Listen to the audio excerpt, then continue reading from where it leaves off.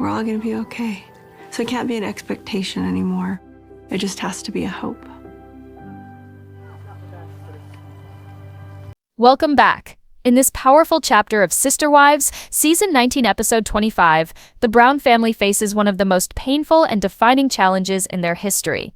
How to talk to each other again. After months, even years, of silence, distance, and broken trust, there is finally a flicker of something fragile, the attempt to rebuild communication. It begins quietly. Christine, who has spent so long separated from the family emotionally and physically, takes the first step. She picks up her phone, hesitates, and then calls Janelle. The tension in her voice is subtle but real. "I've been thinking," she says, "about how we used to talk every day, about how we were each other's backbone, and how quiet it's gotten since everything fell apart." Janelle's response is slow, guarded. "I've missed that too," she admits. "But I didn't know if you wanted to talk. I didn't want to force anything." Christine says softly, "I think it's time we need to talk again. Really talk." That single conversation sparks something. Something small, but meaningful. Christine and Janelle begin calling more often, sharing memories, talking about the kids, even checking in on how the others are doing. They don't avoid the hard things.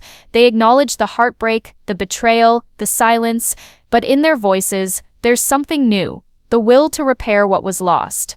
Janelle suggests a group video call. Christine hesitates but agrees. The idea is risky. No one knows if the others will even show up. And when the moment comes, there's a long, awkward silence as screens load. Robyn joins first, her eyes tired, uncertain. Then Meri appears, tense but present. And finally Kody. His face is unreadable, but the weight of the moment is not lost on him. No one speaks for a while. They all look at each other, blinking back memories and regret. Finally, Janelle clears her throat. "We're all hurting," she says, "and we've all made choices that caused some of that pain. But this moment is a chance to do something different." Christine speaks next. Her voice cracks as she says, "We don't have to be a perfect family. We've never been perfect. But we used to be able to talk, to fight, to cry, and still come back together. Now we just avoid each other. That has to stop." Robyn's voice is low. "I've felt like I wasn't wanted. Like every time I tried to reach out, it made things worse. So I stopped trying." Meri adds quietly, "We've all stopped trying. We've been protecting ourselves so much, we forgot how to reach for each other." Then surprisingly Kody speaks. His voice is heavy, but vulnerable. "I was angry for a long time. And I blamed everyone else because it was easier than facing what I'd done. I kept waiting for someone to fix it. But I'm realizing now that someone has to be me too." The call stretches on. They speak of small things, the weather, the kids, what shows they're watching. But they also dig deeper. Christine talks about how lonely she's felt. Robyn cries as she admits she's afraid of being hated forever. Meri says she feels invisible. Janelle listens, nodding. "We're all carrying so much," she says. "We don't need to fix everything today. But this is a start." Later that night, Christine records a confessional. Her face is calmer than it's been in a long time.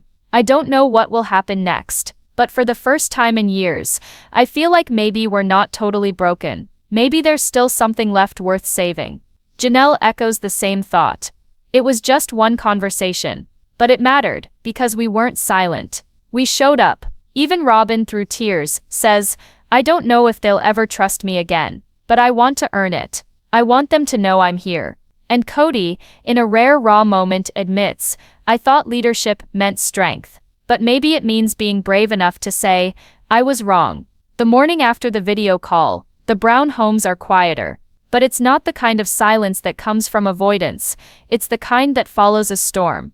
A silence filled with reflection. And maybe, just maybe, a little hope. Janelle sits in her kitchen, sipping coffee, looking out the window. In her confessional, she says, "Last night was emotional. Hard. But I feel lighter. Like we finally opened a door that's been locked for so long." She pauses. "I don't know what happens next, but I'm willing to keep walking through that door." Across town, Christine takes a walk with Truly. As they walk, Christine tells her, "I talked to the rest of the family last night. It wasn't easy, but I think it was important." Truly looks surprised. "All of them?" Christine nods. Even Kody. Her voice softens. It felt like maybe we're all tired of pretending we don't care. Later that day, Kody meets with Janelle again. This time, at her home. There's still tension between them, but it's softer, less combative. They sit across from each other, the weight of their shared past, heavy between them. Kody speaks first. I've been thinking about everything you said, about showing up, about not letting everything fall apart without trying. Janelle nods. It can't just be one conversation. If this is going to mean something, it has to keep going. We need to rebuild trust, and that doesn't happen overnight. Kody sighs. I know, and I want to try. Not just for the kids, not just because of what we lost, but because I miss who we used to be. Janelle doesn't answer right away. Then finally she says, I miss that too. But we're not those people anymore, so we can't go back. We can only go forward. Elsewhere, Meri takes the initiative to call Christine. It's awkward at first, both women unsure of what to say. But Meri breaks the tension. I know things between us haven't been easy, or good, but after everything, I just want to say I'm sorry. Christine is quiet for a moment. Then she says, I appreciate that, and I'm sorry too. We hurt each other in ways I don't think we ever fully talked about. Maybe it's time. They agree to meet up in person in the coming weeks. It's not a resolution, but it's a step.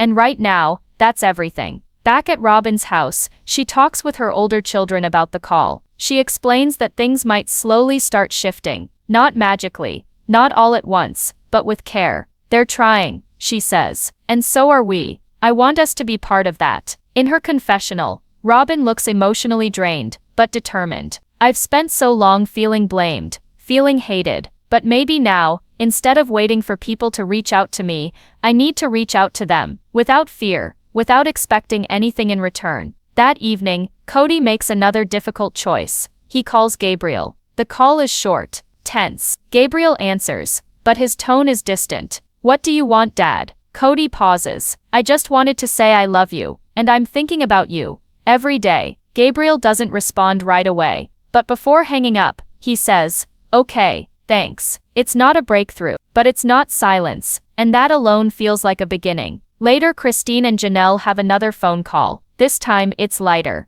They laugh. They remember old times. Christine says, it almost feels normal again. Janelle smiles. Almost. The episode ends with each family member, in their own way, making space for something new. Space for honesty, for patience, for conversations that hurt but heal. They're not fixed, they're not whole, but they're no longer ignoring the broken pieces. In her final confessional of the episode, Christine says, for the first time in a long time, I believe in the possibility of peace, not because we're perfect, but because we're trying. As another day begins, the atmosphere feels changed, not drastically, but enough for everyone to notice. The Brown family, once splintered and scattered, is slowly coming back to the table, not to return to what they were, but to face what they've become. Christine wakes up to a message on her phone. It's from Robyn. After everything that's happened, she didn't expect to hear from her. The message is short, unexpected, and disarming. Thank you for being honest. I think we both want peace. I'm open to talking more. Christine stares at the message, then looks at Truly sleeping nearby. Her face softens. Maybe she means it this time, she murmurs. Maybe we all just got tired of hurting. Later that day, Robyn and Meri meet at a quiet park. There's no camera crew at first, just two women trying to figure out if there's anything left between them that's real. As they begin to talk, it becomes clear how much time and silence has built walls between them. Robyn admits, she's been holding on too tightly. I wanted to keep the family together so badly. I didn't see how my fear was driving people away, she says. Meri listens, nodding. I didn't know how to fight for myself, without feeling like I was betraying the family, she says quietly. We were both hurting, and instead of reaching out, we closed up. Their conversation doesn't end in hugs. It doesn't need to, but it ends with understanding, and the willingness to keep trying. For Meri, that's already more than she thought possible. Back at Janelle's house, she decides to host a family dinner. It's simple, just Christine and a few of the older kids. But then she does something unexpected. She invites Kody, and to everyone's surprise, he agrees to come. The dinner is quiet at first. Kody walks in, his expression unreadable, but the kids greet him politely. Christine nods at him. Even Gabriel, though still hurting, doesn't walk away. There's tension, yes, but there's also effort. They sit around the table, passing food, sharing small talk. It's awkward, but it's happening. Kody takes a breath and raises his glass. We've lost a lot, he says, his voice shaky. Some of it we'll never get back. But if we can just start listening again, really listening, then maybe we can still give our kids something worth holding on to. It's not a grand speech, but it hits everyone in the room. Janelle puts her hand on the table and says, "Then let's not waste this." Later in the evening, Christine brings out a candle. She lights it in front of everyone. For Garrison, she says softly, "I thought we could each share something we loved about him." The room goes still. One by one, they begin. Janelle starts. She remembers his laugh, loud and contagious, and how he always made sure everyone was included. Gabriel goes next. He says, "He was the first one to defend me when I felt forgotten. I miss him every single day." Christine shares how Garrison used to check on her after long days, even when he didn't live with her anymore. He had this quiet way of showing up.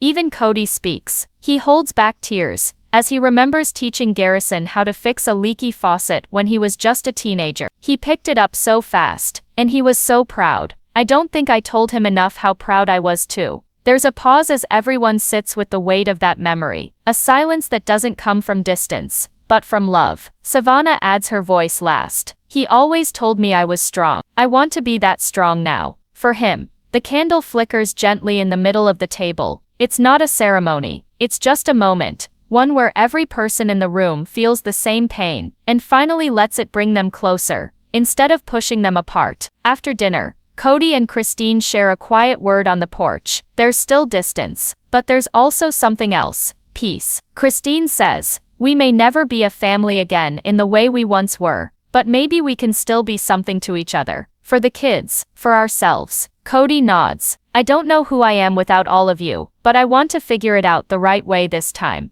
The episode ends with Meri journaling in her home. She reads aloud, "We're all just trying to heal. No one gets out of this without scars, but maybe scars are just proof that we survived." In her final confessional, Robyn speaks with tears in her eyes. "I don't know what comes next, but if we're all willing to speak honestly, to stop hiding behind fear and pain, maybe we still have a chance to be something, even if it's something new." As the screen fades to black, we see a final scene. The candle still glowing gently, in the dark, flickering with the fragile but powerful hope that maybe, just maybe, the Browns are learning to communicate again.